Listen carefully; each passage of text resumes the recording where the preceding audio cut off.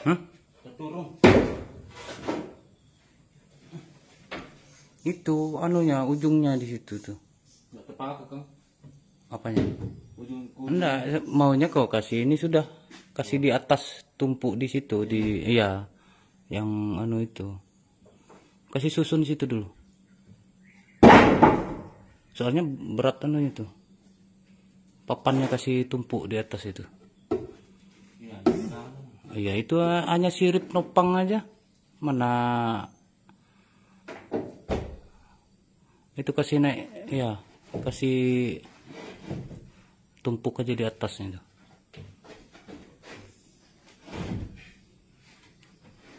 Kira kok sudah tumpuk tadi. Kira kok, jangan kok anu. Soalnya itu aja penahannya itu.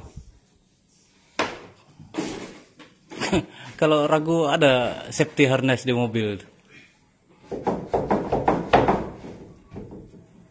Satu-satu lah ya.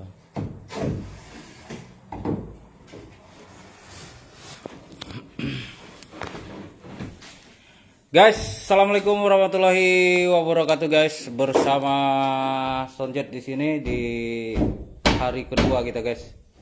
Hari kedua di bangunan 4x12 guys. Secara fisik melihat bangunan ini dari penampakan dari luar tidak ada yang berbeda dengan bangunan-bangunan lainnya. Hanya saja terlihat sangat penampilannya pada umumnya, tapi di dalamnya beda lagi guys. Nah, ini ya guys ya. Kita masih seputaran permasalahan dulu. Masih seputaran permasalahan untuk sebuah solusi guys. Nah yang kedua juga, ini kepada kawan-kawan semua ya.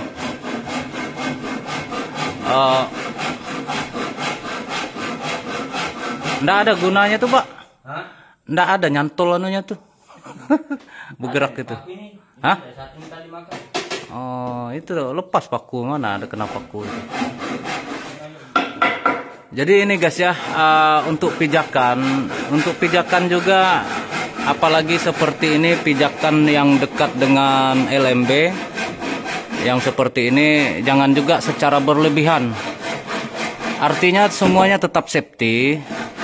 Kalau seperti ini pijakan 40 cm keluar dari dinding aja sudah cukup bagus.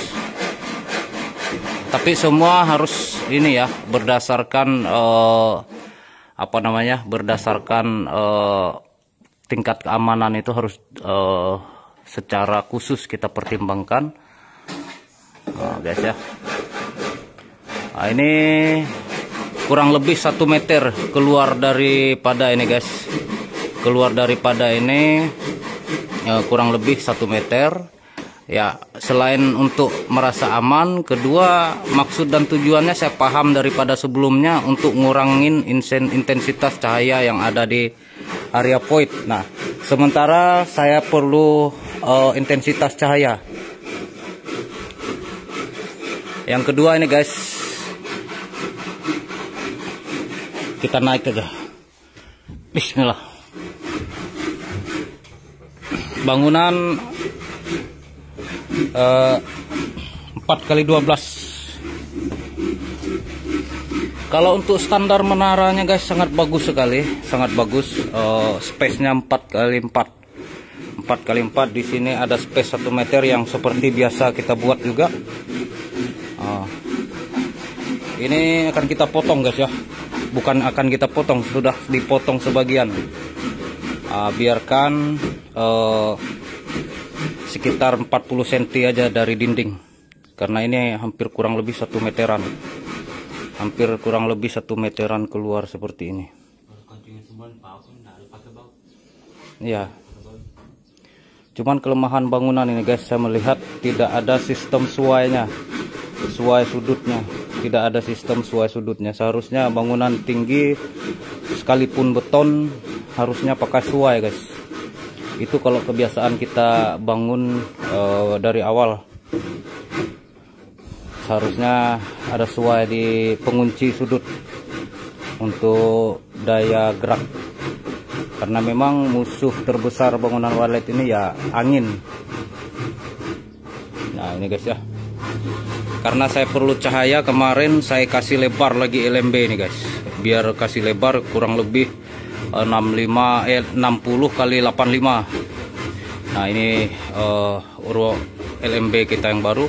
Kita tidak menggeser LMB ya guys ya, tidak menggeser atau tidak memindahkan LMB yang ada, posisi masih tetap, hanya saja kita perluas.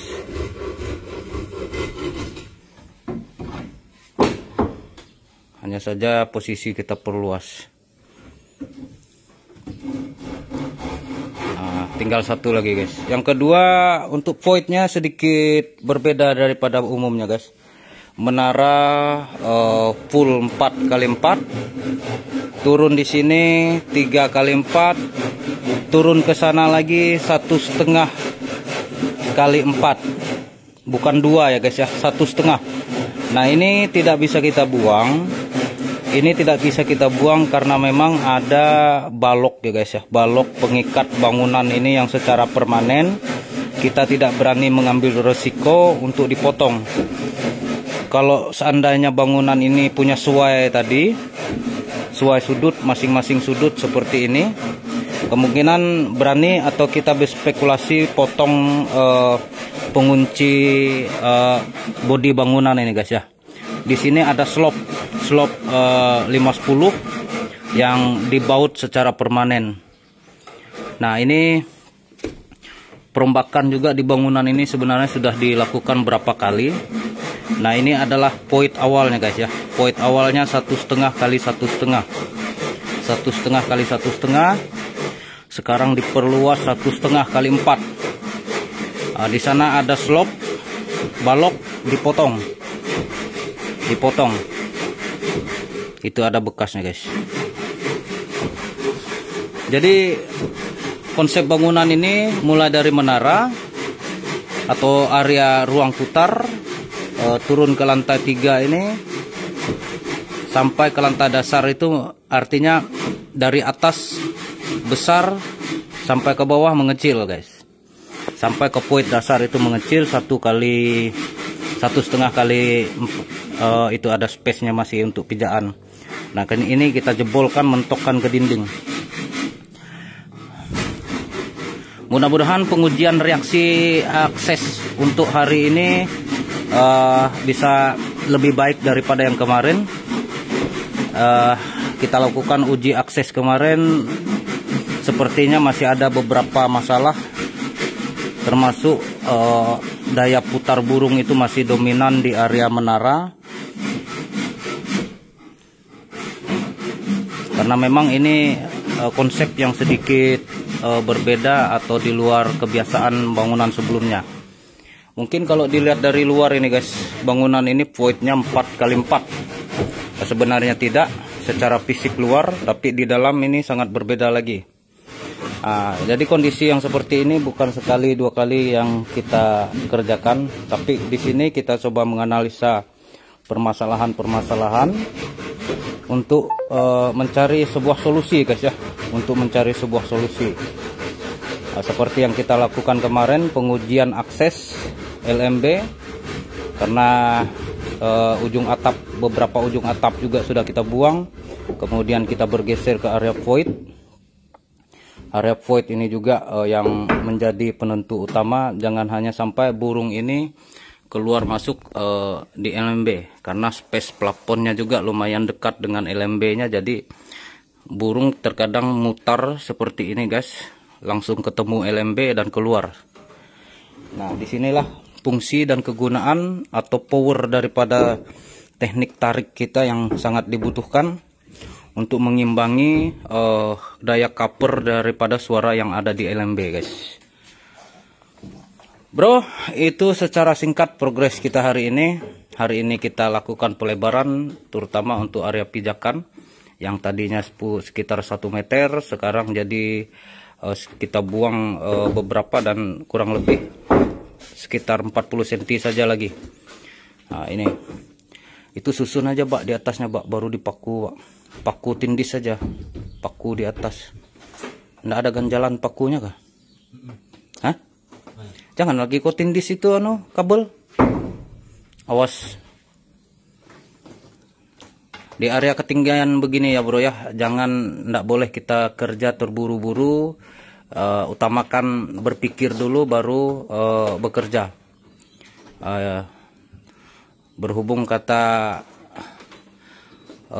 anggota saya ini masih aman, jadi tidak perlu safety harness. Seperti kita potong atap kemarin, masih bisa baring-baring di atas atap, tidak perlu safety harness katanya. Kita ikut saja. Oh, ini andalan jebol menjebol ini guys.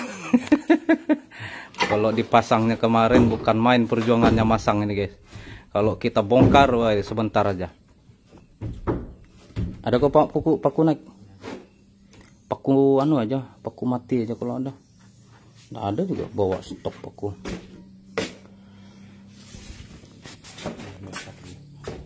Alhamdulillah guys, cahayanya sudah dapat ya. Intensitas cahaya. Nah, ini masalah yang kedua nanti guys. Apabila intensitas seperti ini, tidak jarang pantulan itu sangat luar biasa di dalam ruangan inap. Karena pantulan itu pasti ada.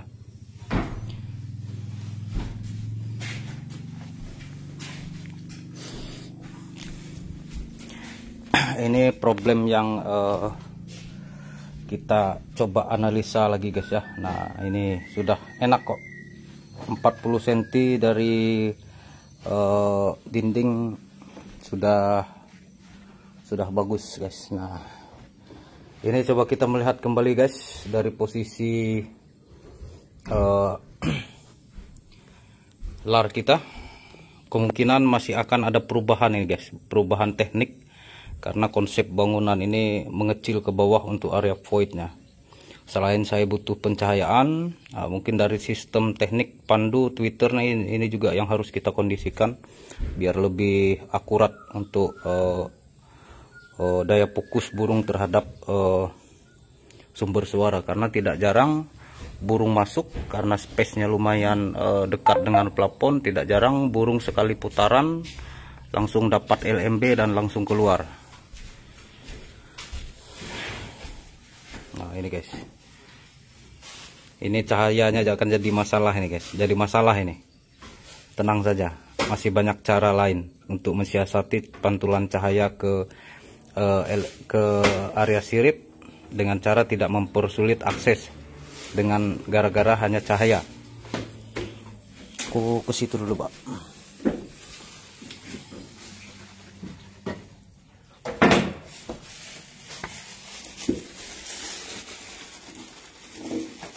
Mana anu mata bor kita tuh pak ya?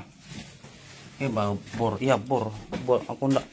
Aku mau bikin anu heksagonal itu, membuat pipa itu.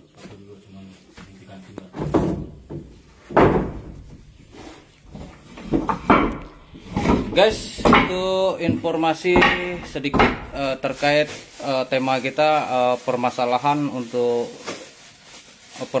dan solusi guys ya.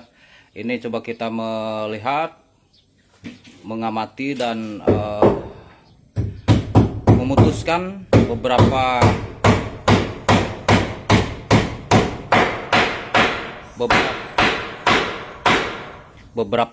teknik proses kerja ya guys. Beberapa teknik proses kerja, baik itu melalui pengamatan dan sebagainya. Terima kasih untuk semuanya. Saya bersama